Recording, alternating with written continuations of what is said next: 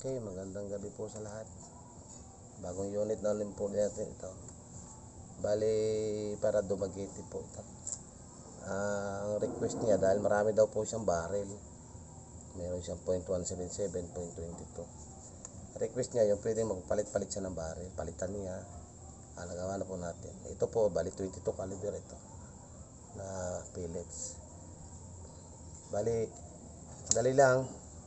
Kung gusto niya magpalit ng .177, paluagan lang itong 4 na bolt.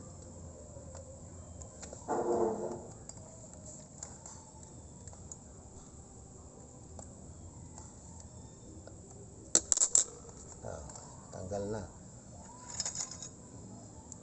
Lagay na ulit siya ng kanyang barrel na .177. Importante lang po, ang barrel natin yung standard. Ito lang po ang kanya, dahil may barrel siya. Hindi po kasali sa aming usapan ang barrel at ang telescope. Okay lang po, share lang. Salamat po, magandang gabi.